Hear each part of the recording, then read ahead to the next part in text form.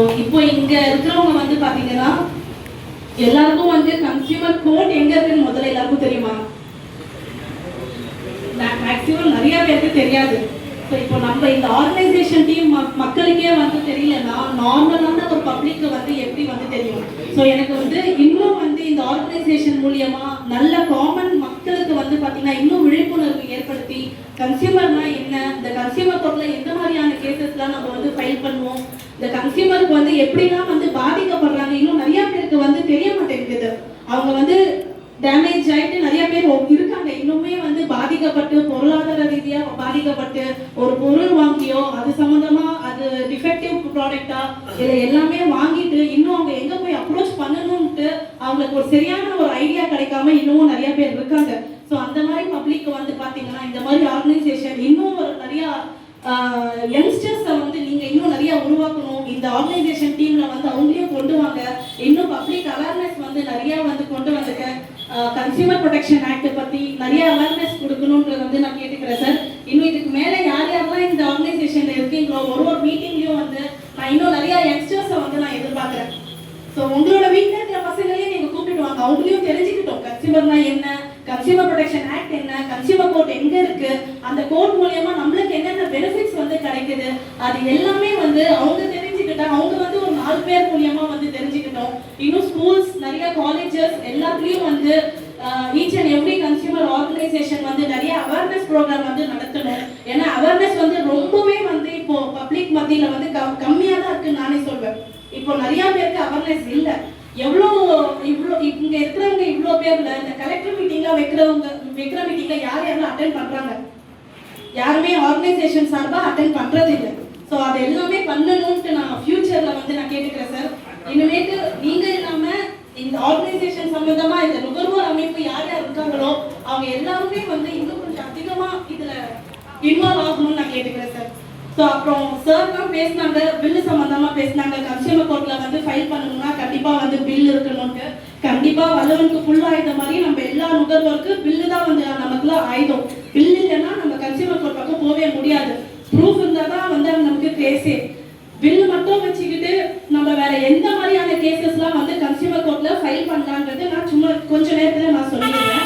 இப்போ ஒரு மொபைல் வாங்குறோம், வாஷிங் மிஷின் வாங்குறோம், இல்லை காமனா எந்த பொருள் வாங்கினாலுக்கும் அதுக்கெல்லாம் பில் இருக்கும்.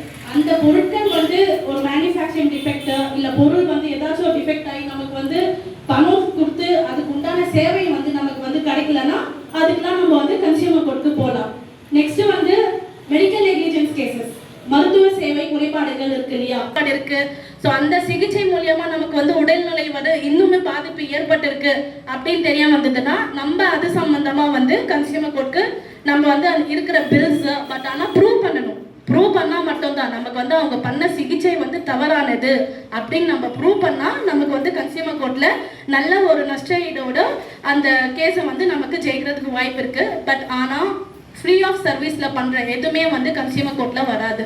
ஃபார் எக்ஸாம்பிள் ஜிஹெச்லாம் போய் நம்ம வந்து ட்ரீட்மெண்ட் எடுத்துக்கிறோம். அது மட்டும் இல்லாமல் பேங்க்ல மானியம் சம்பந்தமா தராங்க. இந்த மானியம் ஃப்ரீ ஆஃப் சர்வீஸ் இது எதுவுமே வந்து நம்ம கன்சியூமர் கோர்ட்ல கேட்க முடியாது. ஏதாச்சும் நம்ம ஒரு ரூபாய் செலுத்தி அந்த ₹1 உண்டான சேவை நமக்கு வரலன்னா மட்டுமே வந்து நம்ம வந்து கன்சியூமர் கோர்ட்ல வந்து வழக்கு போட முடியும். இந்த மாதிரி வேற என்னென்ன கேசஸ்லாம் வந்து நான் பார்த்துருக்கேன்னு மட்டும் நான் சொல்லிடுறேன். பில்டிங் கன்ஸ்ட்ரக்ஷன் கேசஸ் நிறைய பேருக்கு தெரியும். வந்து சரியான பில்டிங் வந்து நமக்கு செஞ்சு தரல, பில்டிங் கட்டினதுக்கு அப்புறம் நிறைய பில்டிங்ல வந்து டேமேஜஸ் இருக்கு. இந்த மாதிரி எல்லாம் கேசஸ் வந்து நம்ம வந்து கன்சியூமர் கோர்ட்ல ஃபைல் பண்ணலாம். பேங்க்ல வந்து லோன் வாங்குறோம், லோன் வாங்கும் போது ஆர்பிஐ வந்து நிர்ணயிச்ச இன்ட்ரெஸ்ட்டை விட நமக்கு அதிகமான வட்டி வந்து பேங்க் வந்து நமக்கு போட்டு நமக்கு வாங்குறாங்க அப்படின்னா அது மூலியமா நமக்கு வந்து அந்த பேங்க் நிர்ணயிச்ச இன்ட்ரெஸ்ட் வந்து அதிகம்ட்டு உங்களுக்கு தெரிஞ்சிச்சுன்னா நீங்க தாராளமா வந்து கன்சியூமர் கோர்ட்ல கேஸ் ஃபைல் பண்ணி நீங்க அதிகப்படியான செலுத்தின தொகையை நீங்க திருப்பி வாங்கிக்கிறதுக்கு கன்சியூமர் கோர்ட் மூலியமா நீங்க வந்து அப்ரோச் பண்ணலாம். அப்புறம் நிறைய பேர் வந்து இந்த ரியல் எஸ்டேட்ல ஒரு பிளாட் வாங்குறதுக்கெல்லாம் பணம் வந்து கொடுத்துருப்பீங்க, ஆனா பிளாட் ரெஜிஸ்டர் பண்ணி தந்திருக்க மாட்டாங்க இந்நாள் வரைக்குமே. அந்த ப்ராப்ளம் இன்னமும் நிறைய பேர் ஃபைஸ் பண்ணி தான் இருக்கீங்க. ஸோ அந்த மாதிரி இஷ்யூஸ்லாம் கூட பார்த்தீங்கன்னா நீங்க வந்து கன்சியூமர் கோர்ட்ல நீங்க என்னென்ன பில் வந்து பே பண்ணிருக்கு அதுக்கு ரிசிப்ட் என்னென்ன கொடுத்துருக்காங்களோ அந்த ரிசிப்ட் வச்சு நீங்க பே பண்ண தொகை வந்து இன்ட்ரெஸ்டோட நீங்க வந்து கன்சியூமர் கோர்ட்ல ஃபைல் பண்ணிக்கலாம். இந்த மாதிரி கன்சியூமர் கோர்ட்ல பாதிக்கப்பட்ட நிறைய மக்களுக்கு வந்து பாத்தீங்கன்னா பில் பொருட்கள் மட்டும் இல்லாமல் அது இல்லாமல் நிறையா கேசஸ் வந்து பார்த்தீங்கன்னா கன்சியூமர் கோர்ட்டில் ஃபைல் பண்ணி தான் இருக்காங்க. ஆனால் ஃபைலிங்லாம் பார்த்தீங்கன்னா ரொம்ப ரொம்ப ரொம்ப கம்மியாக இருக்குது. போன வருஷத்துலேருந்து ரொம்ப கம்மியாயிடுச்சு. To be frank consumer cases வந்து கம்மியாக இருக்குது. ஸோ இது மூலியமாக வந்து பப்ளிக் வந்து இன்னும் அவேர்னஸ் கிடைக்கல. அண்ட் ஆர்கனைசேஷன் சார்பாக யாருமே கேஸ் ஃபைல் பண்ணுறதே இல்லை கன்சியூமர் கோர்ட்டில். அட்வொகேட்ஸ் வராங்க, முன்னாடி இருந்தாங்க, நான் போன புதுசுல 2-3 ஆர்கனைசேஷன் ஆச்சும் வந்துட்டு இருந்தாங்க. இப்போது கடலூர் கன்சியூமர் கோர்ட்ல ஒருத்தர் வருவார். அதுக்கப்புறம் அது தவிர்த்து மற்றவங்க யாரும் வந்து கன்சியூமருக்காக யாருமே முன் வரதில்லை தான் நான் சொல்றேன். ஸோ விழிப்புணர்வு ஏற்படுத்துங்க. நம்ம தான் வந்து எல்லா மக்களுக்காக அவங்க பாதிப்பு ஏற்பட்டிருக்காங்கன்னா நம்ம தான் முன்னாடி நிற்கணும். நம்ம நின்னதான் அவங்க ஃபியூச்சரில் வந்து வருவாங்க. பாதிப்பு ஏற்பட்டுருதுன்னா அவங்களுக்கு யாருக்காச்சும் மற்ற பப்ளிக் வந்து பாதிப்பு அடைஞ்சிருக்காங்கன்னா அவங்க போய் சொல்லி மேற்கொண்டு வந்து ஃபியூச்சரில் அவங்களுக்கு வந்து கொண்டு வர வாய்ப்புகள் இருக்கும். ஸோ அவ்வளோதான், நான் இது வரைக்கும் முடிச்சுக்கிறேன். ஸோ ஏன்னா வந்து நான் அதிகமாக பேசுனது கிடையாது. கன்சியூமர் கோர்ட் கேசஸ் சம்மந்தமாக என்னென்ன வந்து இஷ்யூஸ் இருக்கோ அது சம்மந்தமாக நான் வந்து என்னென்ன ஆலோசனை கொடுக்கணுமோ எல்லாமே கொடுக்க நான் ரெடியாக இருக்கேன். என்னோட ஆஃபீஸ் இங்கே தான் இருக்குது பக்கத்தில். ஸோ தாராளமாக இப்போ வச்சும் வாங்க. தேங்க்யூ ஸோ மச் சார், எனக்கு இந்த ஒரு ஆப்பர்ச்சுனிட்டி கொடுத்ததுக்கு ரொம்ப ரொம்ப